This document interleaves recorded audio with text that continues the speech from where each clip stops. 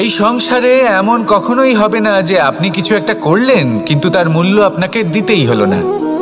যে কোনো কাজের জন্য, যে কোনো কর্মের জন্য আপনাকে মূল্য দিতেই হবে।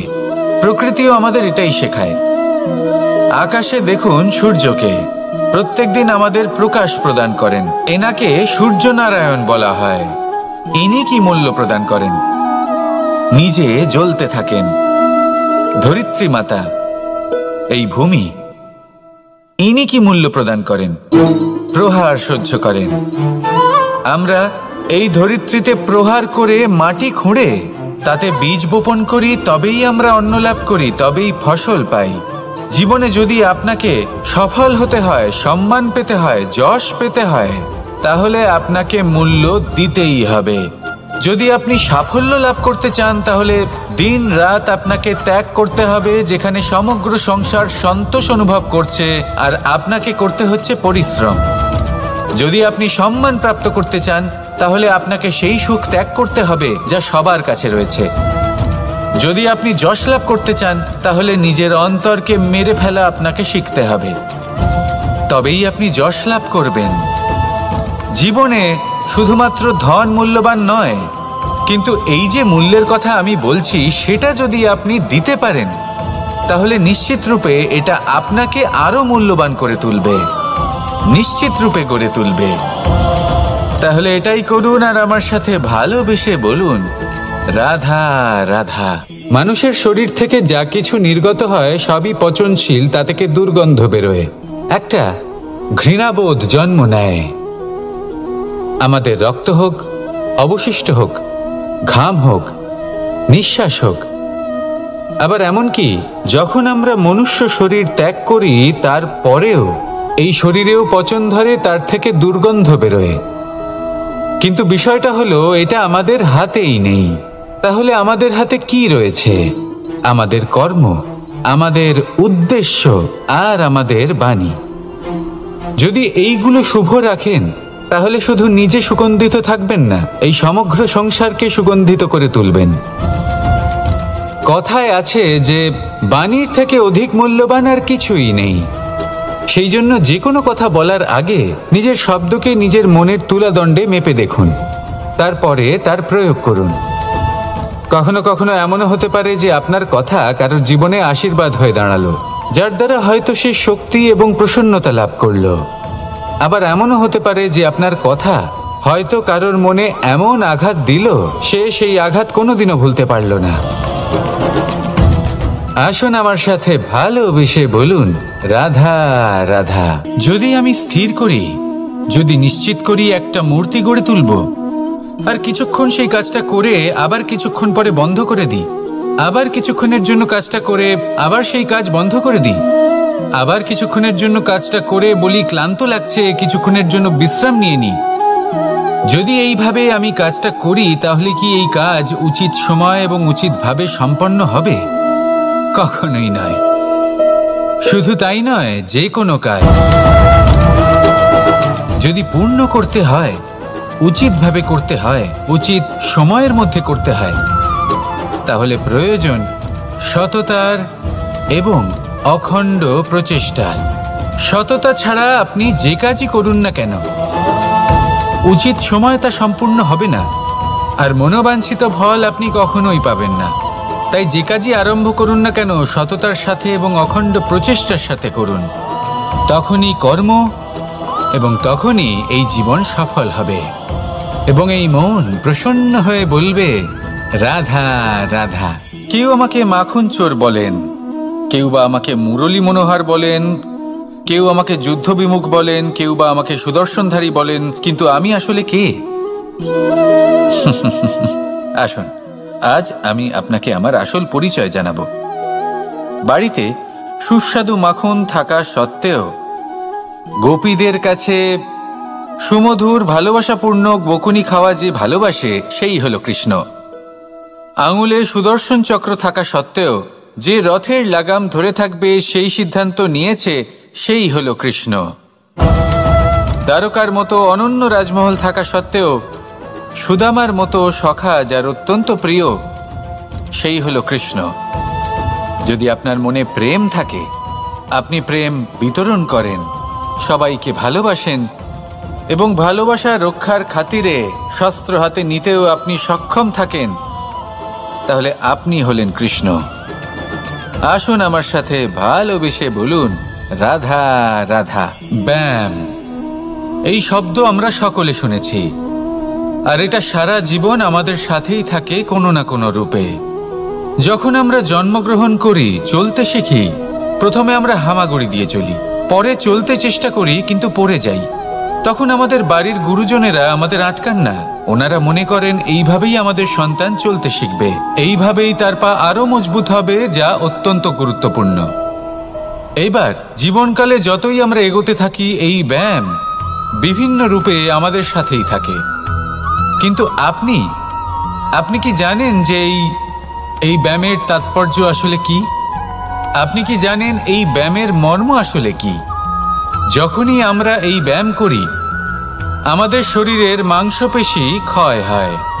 প্রথমে তা ক্ষয় হয়, তারপর আবার তা নির্মিত হয়। আরো শ্রেষ্ঠ, আরো শক্তিশালী মাংসপেশি আমরা লাভ করি। অর্থাৎ এই ব্যায়াম হলো সৃজনের বিজ্ঞান। এই ব্যায়াম আমাদের জন্য অত্যন্ত আবশ্যক। সেই জন্য জীবনে যখনই কোনো কিছু নষ্ট হয়ে যায়, চলে যায়, তখন হতাশ হয়ে পড়বেন না, তাকে পুনর্নির্মাণ করার চেষ্টা করবেন। আর এই শিক্ষা আমরা লাভ করি পাখিদের থেকে। যখনই বর্ষা হয়, ঝড় আসে, যখন পাখির বাসা ভেঙে চুরমার হয়ে যায়, তারা হার মেনে নেয় না। সে আবার অল্প অল্প করে সব খুঁজে একত্রিত করে আবার নিজের বাসা বানিয়ে তোলে, পুনরায় এক জীবনকে জন্ম দেয়, এক নতুন পরিবারকে জন্ম দেয়। তাই মনে রাখবেন, জীবনে এইভাবেই যদি আপনি নির্মাণ করতে চান, সৃজন করতে চান, তাহলে সেই নির্মাণের জন্য ভাঙনের অভিজ্ঞতা থাকা অত্যন্ত আবশ্যক। ভগ্ন বস্তুকেও সম্মান করা অত্যন্ত আবশ্যক। এই আচরণ মনে নিয়ে আসুন, মন প্রসন্ন হয়ে বলবে, রাধা রাধা। যখন আমরা কোনো বনে প্রবেশ করি, তখন এই সবুজ ঘাস দেখে, এই কোমল ঘাস দেখে আমাদের মন প্রফুল্ল হয়ে ওঠে। ভিন্ন ভিন্ন প্রজাতির ফুল, ভিন্ন ভিন্ন রঙের ফুল দেখে এই মন আনন্দে ভরে ওঠে। এখানে শিশুরা আনন্দ লাভ করে, বড়রা ভোজন গ্রহণ করেন, কথাবার্তা বলেন, হাঁটাহাঁটি করে বেড়ান।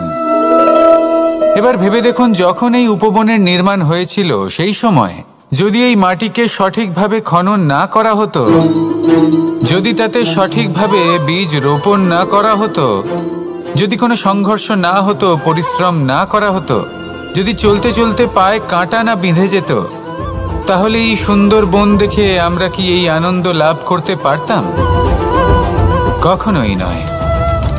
ধরুন কোনো নদীর তটে সুন্দর একটি বন আছে, সেই বনের আনন্দ লাভ করতে গেলে আপনাকে সেই নদী পার করতেই হবে। যদি সুখের নদীর কাছে পৌঁছতে চান, তাহলে তটে যে কাঁটা রয়েছে সেগুলোর সাথে সংঘর্ষ করতেই হবে। এই সংসারে যদি আপনি সুখ লাভ করতে চান, তাহলে সুখ লাভের এই যাত্রা শুরু করতে হবে সংঘর্ষ দ্বারা। তাহলে সংঘর্ষকে স্বাগত জানান, এর পেছনেই সুখ রয়েছে যা আপনার জন্য অপেক্ষা করছে। এবার হাসুন আর আমার সাথে ভালোবেসে বলুন, রাধা রাধা। এই সংসারের সব থেকে কঠোর ধাতুর মধ্যে একটি হলো লোহা। লোহা দিয়ে আমরা অনেক অস্ত্র শস্ত্র লাভ করি, অনেক বস্তুও লাভ করি। এবার এই লোহাকে কাটার জন্য, একে কোনো আকার দেওয়ার জন্য কি প্রয়োগ করতে হয়? লোহা। এবার এই কথাটা আমরা সকলেই জানি যে লোহার দ্বারাই লোহাকে কাটতে হয়। এবার এই কথা আমি আপনাকে কেন বলছি, এরপরে খুব বড় একটা প্রশ্ন আসে যা খুব বড় শিক্ষা দিয়ে যায়। এটা কেন হয় যে আমরা একটা লোহা দিয়ে একটা লোহাতে আঘাত করছি, কিন্তু যে লোহা দ্বারা আঘাত করছি তার আকার বদলাচ্ছে না, যার উপর প্রহার করছি তার আকার বদলাচ্ছে? এতে পার্থক্যটা কোথায়? পার্থক্য হলো তাপমাত্রার। দেখুন, যে লোহাকে আমরা কাটতে চাই তার তাপমাত্রা বাড়াতে হয়, তাকে গরম করতে হয়। আর যে লোহা দ্বারা আমরা আঘাত করতে চলেছি, সেই লোহা আমাদের ঠান্ডা রাখতে হয়। অর্থাৎ ঠান্ডা লোহা গরম লোহাকে কেটে দেয়। এবার এই শিক্ষা কি আমাদের জীবনে যথেষ্ট নয়? আমাদের জীবনে অনেক সমস্যা আসতে পারে, কিন্তু আমাদের এই বিষয়ে বিশেষ খেয়াল রাখতে হবে যে আমাদের মনকে আমরা যেন ঠান্ডা রাখি, এই মস্তিষ্ককে শান্ত রাখতে হবে। যদি আমরা ক্রোধ বা ঈর্ষার আগুনে জ্বলতে থাকি, বিদ্বেষের আগুনে জ্বলতে থাকি, তাহলে আমরাও সেই লোহার মতোই হয়ে যাব যার তাপমাত্রা অত্যন্ত বেশি। তখন যে কেউ এসে আমাদের বিচ্ছিন্ন করে চলে যাবে। মনে রাখবেন, যিনি যত বেশি স্থির বুদ্ধির অধিকারী, যিনি হলেন সবথেকে বেশি শান্ত, তিনি হলেন সবথেকে বেশি বলশালী। তাহলে শান্ত থাকুন আর আমার সাথে ভালোবেসে বলুন, রাধা রাধা। আলস্য আপনার আরও একটা অত্যন্ত বড় শত্রু, যা আপনার মনের মধ্যে বসবাস করে আর ধীরে ধীরে আপনার কার্য শরীরের একটা অংশ হয়ে ওঠে। সব কাজে দেরি করিয়ে দেয়, সবকিছু নষ্ট করে দিতে পারে এই আলস্য। এই কাজ আজকে হলো না, কোনো ব্যাপার নয়, কালকে করে নেব। প্রকৃতি আমাদের এটা শেখায় না। ভেবে দেখুন, যদি সূর্য এটা ভাবে যে কাল উদিত হব না, কিছুদিন পরে উদয় হব, তাহলে কি হবে? সমগ্র পৃথিবীর বিনাশ হয়ে যাবে, ঠিক কিনা? দেখুন, এই আলস্য নিয়ে খুব সুন্দর একটা কথা আছে, আলস্যস্য কুত বিদ্যা।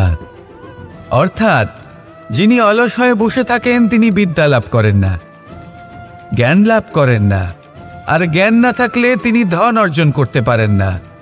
তার জীবনে সুখ স্বাচ্ছন্দ্যের অভাব থাকে, বন্ধুর অভাব থাকে। যেখানে সুখ স্বাচ্ছন্দ্য নেই, মিত্র নেই, আপনজন নেই, জ্ঞান নেই, সেখানে আনন্দ কিভাবে বাস করতে পারে? সেই জন্য কথায় আছে, যিনি কর্ম করেন তিনি এই সংসারে যে কোনো সুখ স্বাচ্ছন্দ্য ভোগ করতে পারেন। তাই কর্ম করুন, সময়কে সম্মান করুন, আর এই আলস্যের উপর বিজয় লাভ করুন। আর আমার সাথে ভালোবেসে বলুন, রাধা রাধা। সিংহকে বনের রাজা বলা হয়। অত্যন্ত শক্তিশালী হয় সে, তার পরিবারও খুব বড় হয়। কিন্তু যদি এমন হয় যে সিংহের পরিবারে নিজেদের মধ্যেই কলহ সৃষ্টি হয়, যদি তারা নিজেরাই লড়তে থাকে, তাহলে কি হবে? সিংহকে মেরে তার পরিবারকে মেরে ফেলে শেয়াল বনের রাজা হয়ে উঠবে। এবার এই কথা শুধুই সিংহের উপর প্রযোজ্য নয়, বরং প্রত্যেকটি ব্যক্তি, প্রত্যেক পরিবার, প্রত্যেক সম্প্রদায়, প্রত্যেক রাজ্যের উপর প্রযোজ্য হতে পারে। পরিবারে যদি মতভেদ বেড়ে যায়, তাহলে সেই পরিবার ভেঙে যেতে পারে। ইতিহাস এই বিষয়ের সাক্ষী। যদি সমাজের মানুষ নিজেদের মধ্যেই লড়তে থাকেন, তাহলে কেউ রাজা হতে পারেন না, বরং অন্য কেউ সেই কলহের সুযোগ নিয়ে নিজে রাজা হয়ে বসেন। একতার গুরুত্ব বুঝতে শিখুন। ঘুরে ফিরে বিষয়টা এসে দাঁড়াচ্ছে সেই ভালোবাসায়, কারণ ভালোবাসাই হলো সেই যা সকলকে একসাথে বেঁধে তাদের আনন্দে রাখতে পারে। প্রেমের থেকে বেশি শক্তিশালী আর কিছুই নেই। তাই এই প্রেমকে নিজের মনে জাগ্রত করুন, নিজের পরিবারে বর্ষণ করুন, সমাজে বর্ষণ করুন, রাজ্যে বর্ষণ করুন, আর এই ভালোবাসার সাথেই বলুন, রাধা রাধা। আপনি কখনো মাখনের হাঁড়ি ভেঙেছেন? কত আনন্দ পাওয়া যায়। এই মাখনের হাঁড়ি ভাঙলে পুরো মাখন আমাদের গায়ে এসে পড়ে আর মন উচ্ছ্বসিত হয়ে ওঠে। কিন্তু তার জন্য বালগোপালদের কত চেষ্টা করতে হয় সেটা কখনো ভেবে দেখেছেন? প্রথমে বড়ই পরিশ্রম করে একের উপর এক সাবধানে ওপরে চড়তে হয়, তারপরে ভারসাম্য বজায় রাখতে হয়, পড়ে গেলে হবে না। তারপর এই হাতের দ্বারা সেই মাখনের হাঁড়ি ভাঙতে হয়, তখন মাখন পড়ে। এবার এরকমই কিছু আমাদের জীবনে আমাদের সাথেও হয়। এবার আপনি বলবেন যে মাখনের হাঁড়ি ভাঙার এই প্রক্রিয়া, তার সাথে জীবনের কি সম্পর্ক থাকতে পারে? আসলে আমাদের মনের মাঝেও একটা হাঁড়ি রয়েছে, অহংকারের হাঁড়ি। আর এই অহংকারের হাঁড়ি যখন ভেঙে যায়, তখন প্রসন্ন হওয়ার আনন্দ চতুর্দিকে ছড়িয়ে পড়ে। এই মন, এই আত্মা, এই দুই প্রসন্ন হয়ে যায়। কিন্তু তার জন্য আপনাদেরকেও বালগোপালের মতো চেষ্টা করে যেতেই হবে, ভারসাম্য বজায় রাখতেই হবে মনের মাঝে এবং এই বুদ্ধিতে। ভালো এবং মন্দের মধ্যে, লোভ এবং পরমার্থের মধ্যে। আর তারপর নিজে হাতে অহংকারের এই হাড়ি ভেঙে দিতে হয়। দেখুন, যদি ঈশ্বরের সঙ্গ লাভ করতে চান তাহলে অহংকারের এই হাড়ি ভাঙতেই হবে। আসুন আর আমার সাথে ভালোবেসে বলুন, রাধা রাধা। এগুলো হলো নিম পাতা। যদি এগুলো চেখে দেখেন তাহলে মুখ বিকৃত হবে। এগুলো কি তেঁতো খেতে, হে নারায়ণ! এর থেকে বেশি তিক্ত সংসারে আর কিছুই হতে পারে না। হয়তো আপনি এগুলো ফেলেও দেবেন।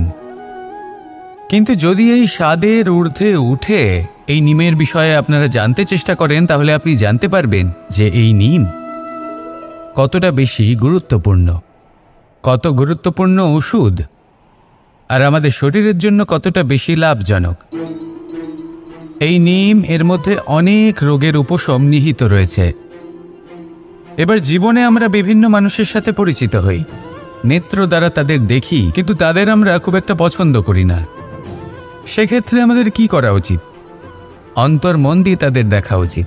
ওনাদের রূপ রং নয়, ওনাদের ব্যবহার, ওনাদের গুণাবলী দেখা উচিত।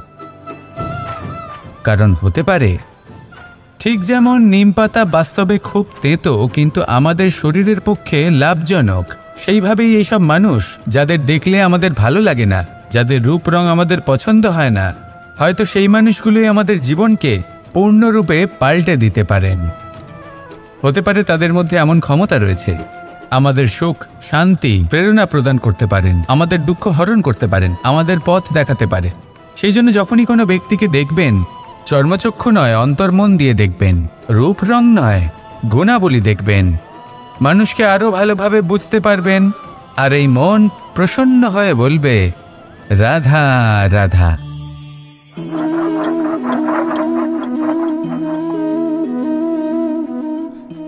কোনো ব্যক্তিকে নিশ্চয়ই দেখেছেন যিনি নিজে কাঠ কাটার এই কাজে নিপুণ এবং অভিজ্ঞ। এবার আপনারা দেখবেন যে তার মনোযোগ সমস্ত কাঠের ওপর থাকে না, তার মনোযোগ থাকে শুধুমাত্র একটা কাঠের ছোট্ট একটি অংশের ওপর, যেখান থেকে তার টুকরো করা হচ্ছে। কিন্তু সেটা উনি কেন করেন? যদি এটা উনি না করেন তাহলে সেই কাঠ সঠিক পদ্ধতি এবং তাড়াতাড়ি কাটা যাবে না। জীবনেও তাই হয়ে থাকে। আপনি হয়তো কোনো লক্ষ্য স্থির করেছেন বা পথ নির্বাচন করেছেন বা কাজ স্থির করেছেন যেটা আপনি করেই ছাড়বেন। তাহলে নিজের সম্পূর্ণ মনোযোগ শুধুমাত্র তার উপর কেন্দ্রীভূত করুন। যদি আপনার মন এদিক ওদিক তাকাতে থাকে, অস্থির হয়ে পড়ে, বিচলিত হয়ে পড়ে, যদি তা হয়ে থাকে তাহলে আপনি অবশ্যই অসফল হবেন। তাই কর্মঠ থাকুন, নিরন্তর কর্ম করতে থাকুন এবং পূর্ণ মনোযোগ দিয়ে নিজের কাজ করুন। নিজের পথে অগ্রসর হন বা নিজের লক্ষ্য প্রাপ্ত করতে চেষ্টা করুন। তারপর দেখুন কি হয়, কিভাবে উচিত পথে এবং তীব্র গতিতে আপনার লক্ষ্য আপনার কাছেই পৌঁছে যায়। আর আপনার এই মন প্রসন্ন হয়ে বলে, রাধা রাধা। পায়েস হলো আমার বিশেষ প্রিয়। এর মধুর স্বাদ মনকে প্রফুল্ল করে তোলে। ছোটবেলায় মা আমার জন্য পায়েস বানাতেন এবং আমাকে বলতেন যে গরম থাকতে থাকতে খেয়ে নে কানাই, ঠান্ডা হয়ে গেলে ভালো লাগবে না। কিন্তু আমিও দুষ্টু ছিলাম, ঠান্ডা হওয়া পর্যন্ত অপেক্ষা করতাম, আর ঠান্ডা হয়ে যাওয়ার পরে মার কাছে যেতাম আর ওনাকে বলতাম যে মা, পায়েস তো ঠান্ডা হয়ে গেছে, এটা গরম করে দিন।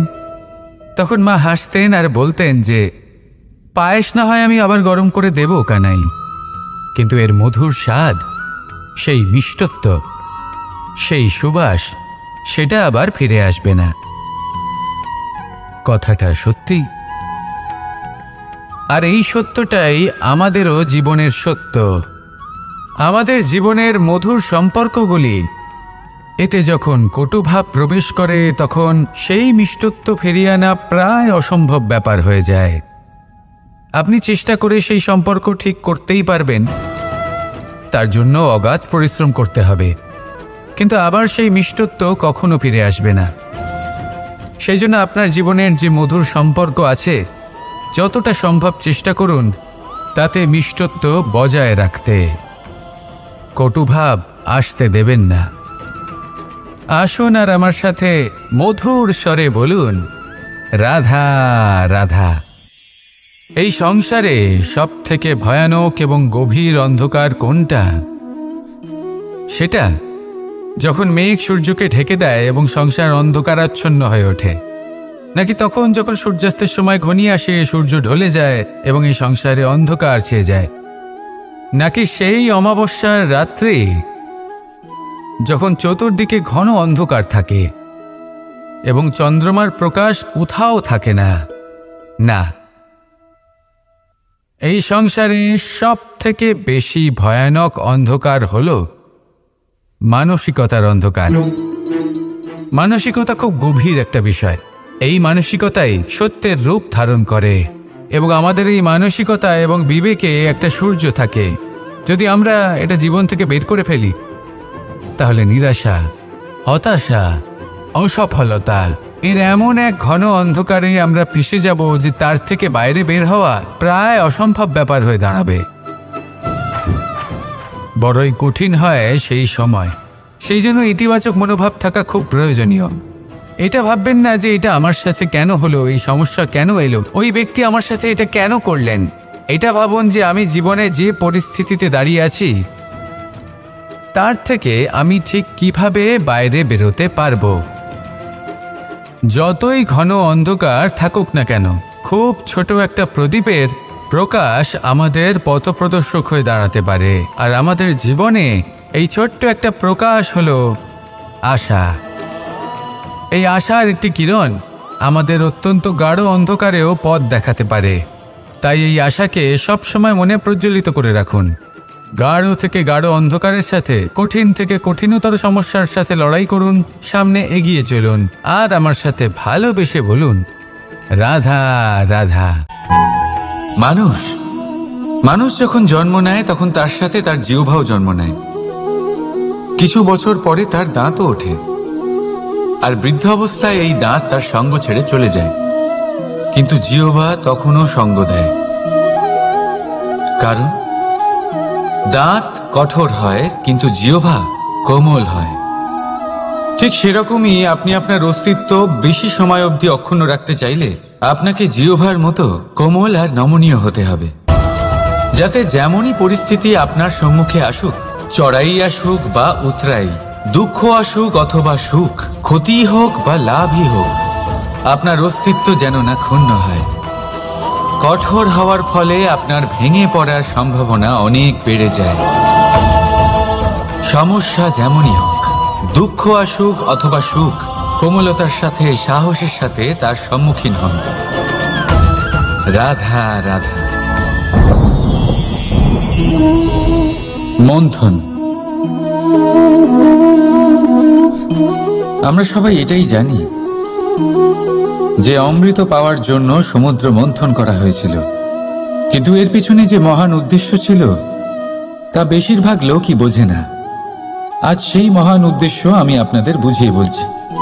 আমাদের জীবনে এই অমৃত লাভ করার জন্য পথপ্রদর্শক হয় মন্থন।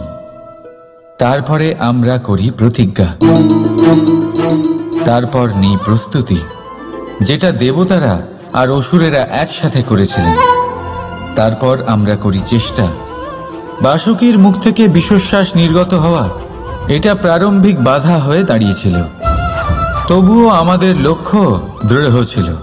যদিও সমুদ্র মন্থন থেকে হলাহল উঠে এলো, আমরা ভয় পাইনি, আমরা সেটার মোকাবিলা করলাম।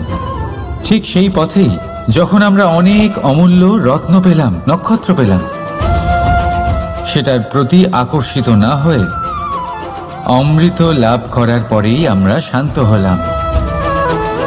এইভাবে যদি আপনি নিজের জীবনে প্রতিজ্ঞা, প্রস্তুতি, চেষ্টা, দৃঢ় নিশ্চয়, অটল থাকা আর আকর্ষণ থেকে বিরত থাকেন, যদি এইসব গুণ আপনার ভেতরে একত্রিত করে নেন, তাহলে আপনিও আপনার জীবনের অমৃত অবশ্যই লাভ করবেন।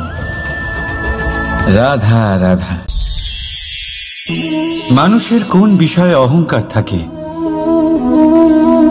সময়, ক্ষমতা, শরীর আর সম্পত্তি। আর এই চারটেই সর্বদা সঙ্গে থাকে না। কি বিচিত্র ব্যাপার! আপনি নিজেই দেখুন, সময় আজ ভালো হলেও কাল অবশ্যই খারাপ হতে পারে। ক্ষমতা আজ আপনার থাকলেও কাল তা নাও থাকতে পারে। এই শরীরটা তো নশ্বরই বটে। যত আপনি বার্ধক্যের দিকে অগ্রসর হবেন, দুর্বল হতে থাকবেন, সৌন্দর্য ক্ষীণ হতে থাকবে, আর সম্পত্তি আজ আপনার, কাল অন্য কারোর হয়ে যাবে। আর এই সমস্ত নশ্বর জিনিসে মন কেন্দ্রীভূত করতে করতে ব্যক্তি ভুলে যান সেই বিষয়গুলি যা সর্বদা আপনার সাথে থাকবে, আপনার ঢাল হবে, আপনার সম্বল হয়ে থাকবে। আর তা হল আপনার স্বভাব, বুদ্ধি, সৎসঙ্গ আর খাঁটি সম্পর্ক। নিজের স্বভাব শীতল রাখুন, কর্মে বুদ্ধির পরিচয় দিন, সর্বদা ভালো মানুষের সাথে সময় কাটান, আর খাঁটি সম্পর্ক সর্বদা পালন করুন। জীবনে সর্বদা সুখী হবেন। রাধা রাধা। কথায় আছে যে ভাগ্যের খেলা অত্যন্ত বিকট হয়।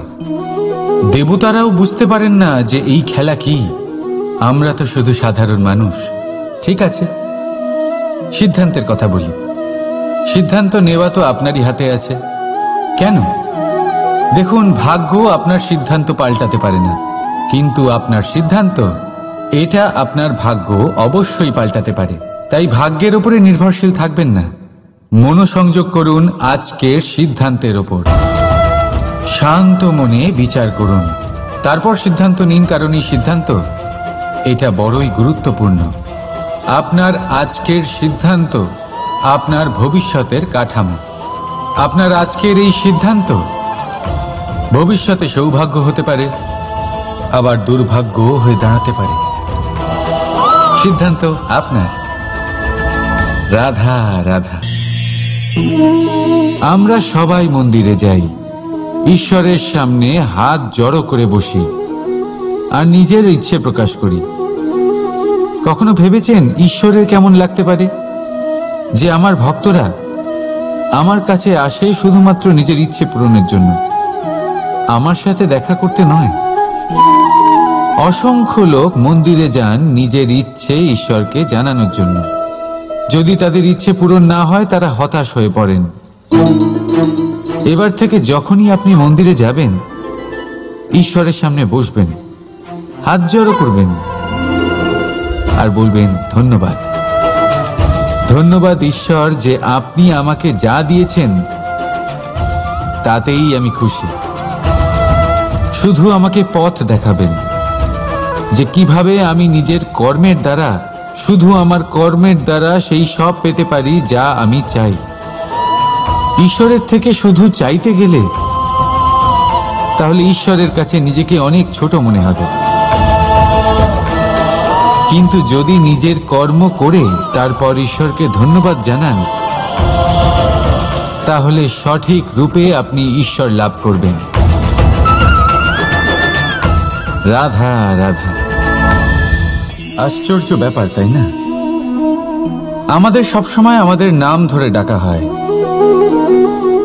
নাম দিয়েই আমাদের পরিচয়। এই নামই আমাদের ইতিহাসে স্থান বানাতে আমাদের সাহায্য করে।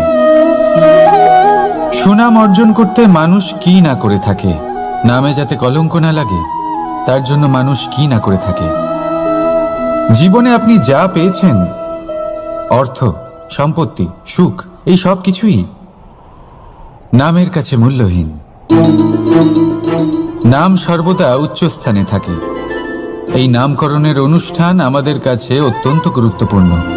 এবারে আপনার কি মনে হয় আমি কোন নামের কথা বলছি? সেই নাম যা আমরা জন্ম থেকে পেয়েছি? না, আমি সেই নামের কথা বলছি যা আমরা নিজের কর্ম দ্বারা অর্জন করেছি। যা জন্মের সময় পেয়েছি তা মৃত্যুর সাথে চলে যাবে, কিন্তু যে নাম কর্মের দ্বারা অর্জন করেছি সেটা আমাদের অমর করবে। মাতা পিতা আমাদের জন্ম দেয়, জন্মের সাথে সম্পর্ক দেয়, সমাজ থেকে পাই বন্ধু, প্রকৃতি থেকে পাই খাদ্য, যদি এমন কিছু থাকে যা আমরা নিজের যোগ্যতায় পাই, তা হলো আমাদের কর্মের ফল, সেই নাম যা আমরা আমাদের কর্মের দ্বারা অর্জন করেছি। তাই সর্বদা ভালো কর্ম করুন আর আমার সাথে ভালোবেসে বলুন, রাধা রাধা। আপনি কখনো কোনো পর্বতে চড়েছেন? কথায় আছে, যখন আমরা পর্বতারোহণ করি, ওপরে ওঠার সময় দুর্ঘটনার সম্ভাবনা কিছুটা কমে যায়। সেখানেই যখন পর্বত থেকে নিচে নামি, তখন দুর্ঘটনার সম্ভাবনা অত্যন্ত বৃদ্ধি পায়। অর্থাৎ নামার সময় আমাদের আরো ভারসাম্য বজায় রাখতে হয়, আরো সাবধানে থাকতে হয়, অর্থাৎ বিবেককে জাগিয়ে রাখতে হয়। এবার জীবনেও সাফল্যের পর্বত আরোহণের সাথে এটাই হয়।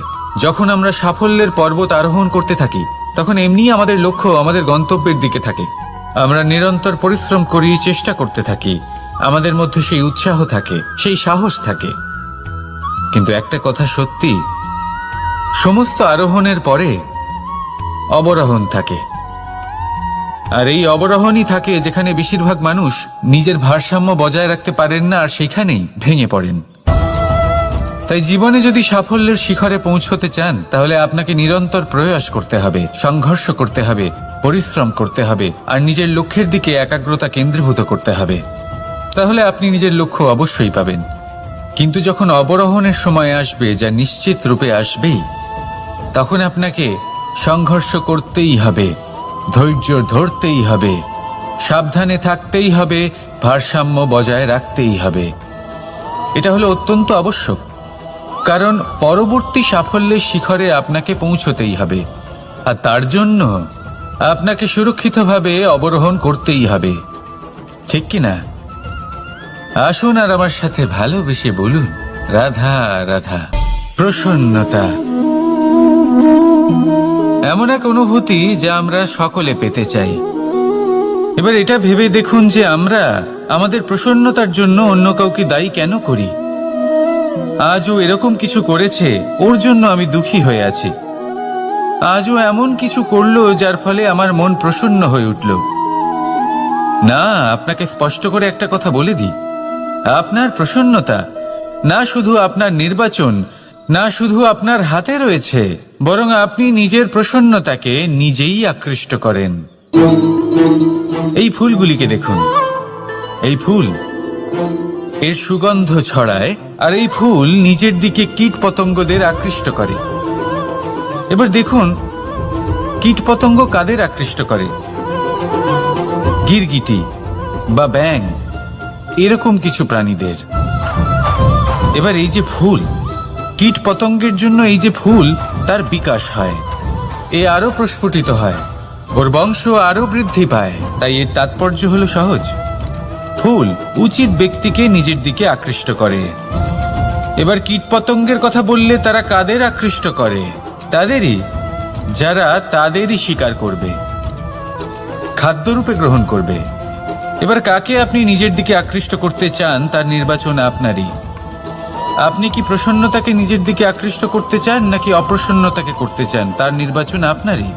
আপনি জীবনে যা কিছু পাবেন, সুখ দুঃখ, আশা নিরাশা, প্রসন্নতা অপ্রসন্নতা, সবই হলো আপনারই নির্বাচনের পরিণাম।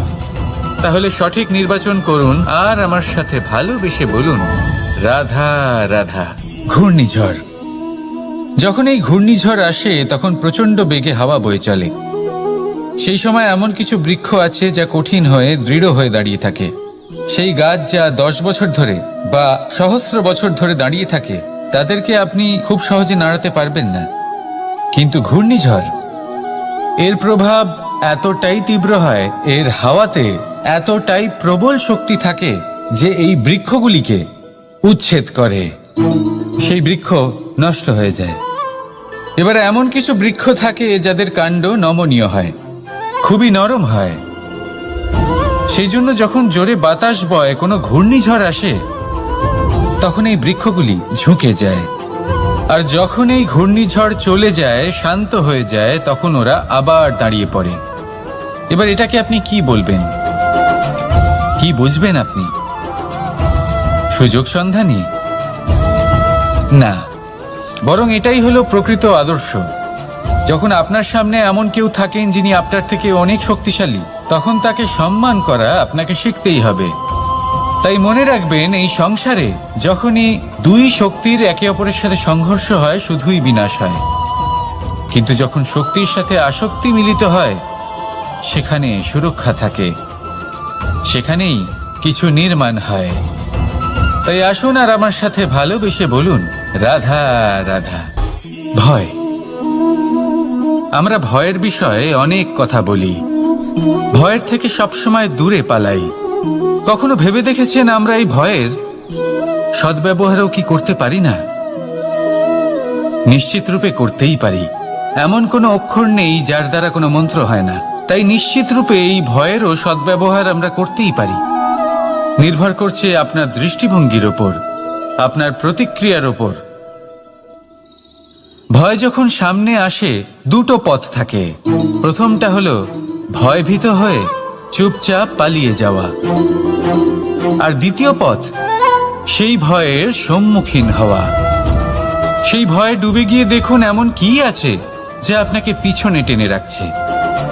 নিজের সাহসকে জাগিয়ে তুলুন, নিজেকে আরো শক্তিশালী বানিয়ে তুলুন, নিজেকে আরো শ্রেষ্ঠ বানিয়ে তুলুন, আর আপনার সামনে যা আছে সব প্রাপ্ত করে নিন। সেই ভয়, আপনি তার থেকে পালিয়ে যেতে চান নাকি তার সম্মুখীন হয়ে নিজেকে আরো শ্রেষ্ঠ বানাতে চান? সেই চয়ন আপনারই, প্রতিক্রিয়া আপনারই, দৃষ্টিভঙ্গি আপনারই। আসুন আর আমার সাথে ভালোবেসে বলুন, রাধা রাধা। কখনো কোনো বনে আপনি আগুন লাগতে দেখেছেন? এমন ভয়ানক আগুন লাগতে পারে সমস্ত বন জ্বালিয়ে দিতে পারে। সেখানে যে বনস্পতি পাওয়া যায়, সেখান থেকে যে ঔষধি পাওয়া যায়, সব কিছু নষ্ট হয়ে যায়। যে পশু পাখি পাওয়া যায় বেশিরভাগই নিজের প্রাণ হারিয়ে ফেলে, আর যারা বাকি থাকেন তারা নির্বাসিত হন। কিন্তু কখনো ভেবে দেখেছেন এই বনে আগুন লাগে কি করে? ছোট ছোট শুকনো পাতার কারণে, শুকনো ডালের কারণে, সেইগুলো যেগুলো কখনো গাছের অংশ ছিল। সবসময় মনে রাখবেন, গাছ আমরা কুড়ুল দিয়ে কেটে থাকি, কিন্তু গাছ কখনো কুড়ুলের ডগা দিয়ে কাটা যায় না। বরং এই যে হাতলটা আছে, তাতে যে শক্তি লুকিয়ে রয়েছে, এই শক্তির দ্বারা গাছ কাটা হয়। এবার বলুন, এই যে হাতল, এ কি দিয়ে তৈরি হয়? স্বয়ং গাছের দ্বারাই। এর থেকে আপনি কি শিক্ষা পেলেন? যদি কেউ আপনজন হন, যে আপনার কোনো দরকারে লাগছেন, সেই কারণে তাকে নিজের থেকে দূরে করবেন না। যদি তার সাহায্যের প্রয়োজন হয় তাহলে তাকে সাহায্য করুন, যদি তার সঙ্গের প্রয়োজন হয় তাহলে তাকে সঙ্গ দিন। নিঃস্বার্থভাবে আপনজনদের বিকাশের পথে নিয়ে যান। নিজের স্বার্থ অনুসারে আপনজনদের নিজের জীবনে রাখবেন না। আসুন আর আমার সাথে ভালোবেসে বলুন, রাধা রাধা। জীবনে লক্ষ্য লাভ কি করে করতে হয়? কেউ বলবে বন্ধুদের সাহায্যে, কেউ বলবে প্রেমের সাহায্যে, কেউ বলবে নিরন্তর চেষ্টা করলে, কেউ বলবেন পরিশ্রম করলে, কেউ বলবেন ঈশ্বরের আশীর্বাদে, ইত্যাদি ইত্যাদি। আমি আপনাকে বুঝিয়ে বলি, এই যেমন ত্রিলোক আছে, অর্থাৎ 3 লোক আছে, যাকে সঞ্চালন করে ত্রিদেব বা 3 জন দেবতা। সেইভাবে নিজের লক্ষ্যে পৌঁছানোর জন্য 3টি ভাবের প্রয়োজন পড়ে। প্রথম ভাব হলো স্বপ্ন দেখা। আপনি যদি স্বপ্ন দেখতে শুরু না করেন তাহলে সেখানে পৌঁছতেই পারবেন না। তারপর আপনাকে দৃঢ় সংকল্প নিয়ে সেই পথ যেমনই হোক তাতে চলতে হবে। এ হলো দ্বিতীয় ভাব, দৃঢ় সংকল্প। আর তৃতীয় ভাব হলো সেই লক্ষ্যের যাত্রা পূর্ণ করার জন্য প্রতিবদ্ধ হওয়া। তাই যদি আপনি স্বপ্ন দেখতে পারেন, দৃঢ় সংকল্প দ্বারা পথ যতই কঠিন হোক না কেন তাতে চলতে পারেন, আর সেই লক্ষ্য লাভের যাত্রা পূর্ণ করার জন্য প্রতিবদ্ধ হতে পারেন, তাহলে আপনি নিশ্চিত রূপে আপনার লক্ষ্য লাভ করতে পারবেন। তাই আপনি এটাই করুন, আর আমার সাথে ভালোবেসে বলুন, রাধা রাধা। মাতা পিতার মনে সবসময় এই বাসনা বাস করে যে ওনাদের সন্তানের যেন মঙ্গল হয়। নিজের সন্তানকে সেই সবকিছু দেবার সবসময় চেষ্টা করতে থাকেন যেগুলো তারা নিজেরা নিজেদের জীবনে কখনো পেতে পারেননি। এবং এই প্রক্রিয়ায় সব থেকে গুরুত্বপূর্ণ বিষয়টি ভুলে যান, নিজের সন্তানকে সেই জিনিস দেওয়া যেটা উনি সব থেকে আগে পেয়েছেন। আমি ধনের কথা বলছি না, আমি বলতে চাইছি নিজের অভিজ্ঞতা দ্বারা ওনারা যে মানসিক স্থিতি লাভ করেছেন, ওনারা যে মর্যাদা লাভ করেছেন, যে শিক্ষা ওনারা লাভ করেছেন, সবার আগে নিজের সন্তানকে সেটা দেওয়া প্রয়োজন। সেটা যদি নিজের সন্তানকে দিতে পারেন, তাহলে এই সন্তান জীবনে তার পথে এগোতেও পারবে, ধন অর্জনও করতে পারবে এবং শক্তিশালী অনুভবও করতে পারবে। সেই জন্য সন্তানকে সবার আগে সেটা দান করুন যেটা সব থেকে বেশি মূল্যবান। সেটা দিন যেটা আপনি সবার আগে লাভ করেছেন। আসুন আমার সাথে ভালোবেসে বলুন, রাধা রাধা।